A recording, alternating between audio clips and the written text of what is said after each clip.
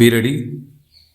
Start. Sir, I would like to make a few observations so that the Honorable Minister will make a note about the way in which these institutions are being run. It is a good thing that these institutions have been started, but at the same time, we are suffering from lack of coordination in regard to our technical education. We have certain institutes like the Polytechnic, etc., under the Scientific Research and Cultural Affairs Ministry, and they are run through the state governments. Then there are the engineering colleges under the universities, and thirdly, sir, trade technical education is imparted by the Central Labor Ministry at the state level. In addition to that, the states have certain arrangements of their own for technical education. I feel that there is no effort at coordination, and that leads to a good deal of confusion. Perhaps if there is effort, there are certain difficulties. I hope the Honorable Minister will tell us about that.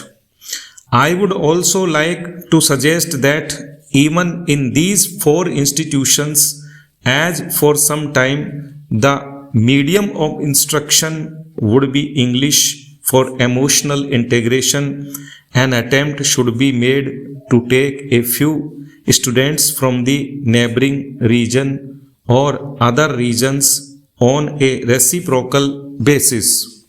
Otherwise, these institutes will themselves be developing, as was hinted by the previous speaker, some regional consciousness. There is great difficulty, sir, with regard to technical personnel for teaching, and I am not aware in what way these institutes will be staffed. Perhaps some foreigners will be brought in, but at the same time, with the arrangements existing at present for taking technical help from different countries, Russia, UK, USA, and Germany, I do not know whether there will be special courses provided in these institutes for the teaching staff from those different countries. What arrangements there are, one does not know. In the present arrangement for teaching, I should have liked to mention the fifth arrangement for teaching at present provided through the various industrial concerns like Bhilai, Raurkela, etc. All these big concerns have their big technical schools, and they take their students for postgraduate work as also for research work. What will therefore happen with regard to the standard is a question. Sir, we are not at all sure in our country about the correct use of terms.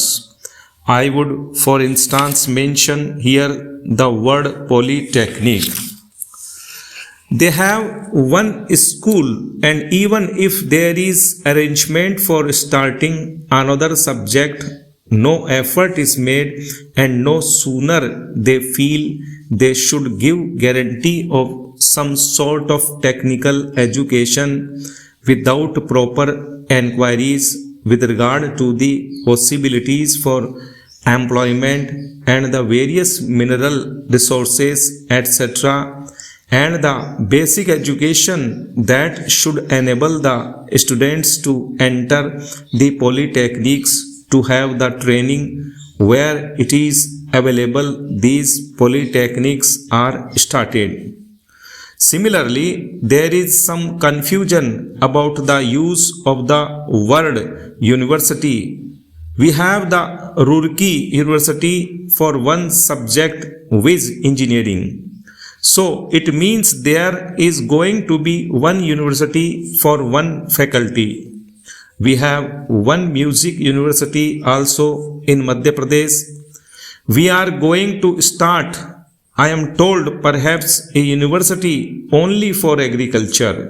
So if these institutes are there, which term seems to be really the appropriate word in place of these one faculty universities, I think the Honorable Minister should take the initiative in determining what should be the exact connotation of these terms. Otherwise, one day, as was pointed out, there will be perfect confusion. There comes also the question of the recognition of the degree given by these institutes. Of course, if the training with the special facilities available and the specially recruited staff available is of a high standard, naturally people would be very anxious to recruit the people who have passed out from there. In the beginning, there will not be any trouble with regard to making use of the graduates turned out from there. But the question of recognition has to be decided on certain principles, and those principles should be laid down and followed from the beginning. Now, I would also like to mention the question about scholarships. It was pointed out that certain scholarships, especially to the children of the working class, should be given. I would like to point out here that there is already provision for that, and it is not something new. What I would like to stress is that scholarships should be in larger numbers. The scholarships do not seem to be adequate for the rising standard of living and the cost of living. The scholarships that are given do not meet half the need. There is yet another matter which the Honorable Minister is the proper person to inquire about, and that is the merit scholarships that are available in different states to students for technical subjects or to other students who pass with very high marks are not given by the states if they read outside the state.